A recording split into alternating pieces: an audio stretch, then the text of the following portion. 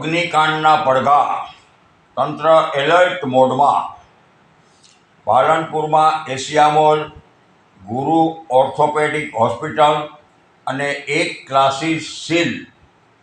રાજકોટ અગ્નિકાંડ બાદ રાજ્યભરમાં વહીવટી તંત્ર જાગ્યું છે, ત્યારે પાલનપુર પાલિકાએ પણ કામગીરી હાથ ધરી છે. પાલનપુર પાલિકા દ્વારા શહેરના પબ્લિક પ્લેસોમાં તપાસ હાથ ધરવામાં આવી હતી, જેમાં પાલનપુર ડીસા હાઈવે પર આવેલા ઓશિયા મોલ, ગુરુ ઓર્થોપેડિક હોસ્પિટલ અને સંકેત ઇન્ડિયાના બેઝમેન્ટમાં આવેલા એક ક્લાસીસમાં ફાયર સેફટીનો અભાવ જોવા મળતા ત્રણેયને સીલ મારવામાં આવ્યા છે. આ ઉપરાંત પાલનપુર શહેરમાં 105 જેટલી મિલકતોને નોટિસ આપવામાં આવી છે. નોટિસ આપ્યા બાદ જો લોકો કાર્યવાહી નહીં કરે તો પાલિકા લાલ આંખ કરીને આગળની કાર્યવાહી કરશે. રાજકોટમાં ગેમ ઝોનમાં બનેલી આગ હોનારત બાદ સમગ્ર દેશમાં ઘેરા પ્રત્યાઘાત જોવા મળી રહ્યા છે, ત્યારે બનાસકાંઠા તંત્ર દ્વારા પણ સજાગ બની ચેકિંગ હાથ ધરવામાં આવ્યું છે, જેમાં પાલનપુર નગરપાલિકા ચીફ ઓફિસર નવનીત પટેલની સૂચનાથી ફાયર વિભાગ દ્વારા જુદી જુદી 2 ટીમો બનાવી શહેરમાં આવેલા મોલ, બિલ્ડિંગો તેમજ હોસ્પિટલો અને શાળાઓમાં તપાસ કરવામાં આવી રહી છે, જેમાં પાલનપુર ડીસા હાઈવે પર આવેલ ઓશિયા મોલ, આબુ હાઈવે પર આવેલા સંકેત ઇન્ડિયાના બેઝમેન્ટમાં આવેલા ક્લાસીસ તેમજ ગુરુ ઓર્થોપેડિક હોસ્પિટલના ચોથા માળે ફાયર સેફટીના સાધનોનો અભાવ જોવા મળતા પાલિકા દ્વારા સીલ મારવામાં આવ્યા છે. આ ઉપરાંત 105 જેટલી મિલકતોને નોટિસ આપવામાં આવી છે.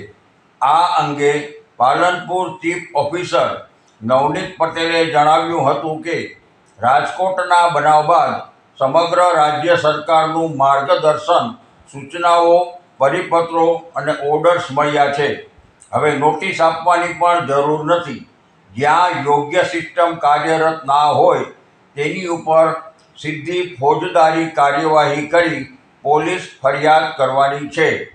પબ્લિક પ્લેસ ઉપર આવી જ ક્ષતિઓ જણાઈ હતી, જેમાં મેજર ગણી શકાય એવો પાલનપુરનો ઓશિયા મોલ કે જેમાં સતત પબ્લિક આવતી જતી હોય છે.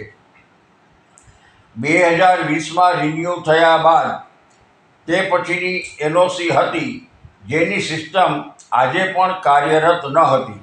ત્યાં ઓર્ગેનિક માલ જેવા કે ચોખા, તેલ અને બીજા વધારાના માલથી ગોડાઉન ભરેલું હોવાથી આગ લાગવાનો સંભવ અને લાગ્યા પછી બુઝાવવાનો મોટી તકલીફ પડે તેવી પરિસ્થિતિ છે, જે માટે આ મોલને પણ સીલ કરવામાં આવ્યો છે. અહીંની ગુરુ ઓર્થોપેડિક હોસ્પિટલ કે જેને અગાઉ પણ 3 વાર નોટિસ આપવામાં આવી હતી અને ડૉક્ટરો કોઈના કહ્યામાં નથી. ચોથા માળે હોસ્પિટલ છે, જે ખૂબ રિસ્ક ભરેલું છે.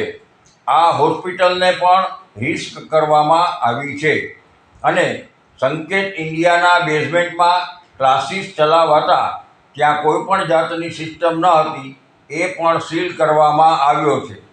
આ ઉપરાંત પાલનપુર ડૉક્ટર હાઉસમાં ચકાસણી કરતાં એવું જણાઈ આવ્યું હતું કે કેટલીક ઇમારતો એવી છે જેમાં સિસ્ટમ દેખાડવા પૂરતી જ લગાડવામાં આવેલી છે અને તે ધ્યાનમાં આવતા તંત્રની ટીમ ત્યાં પહોંચીને સીલ કરી દેશે.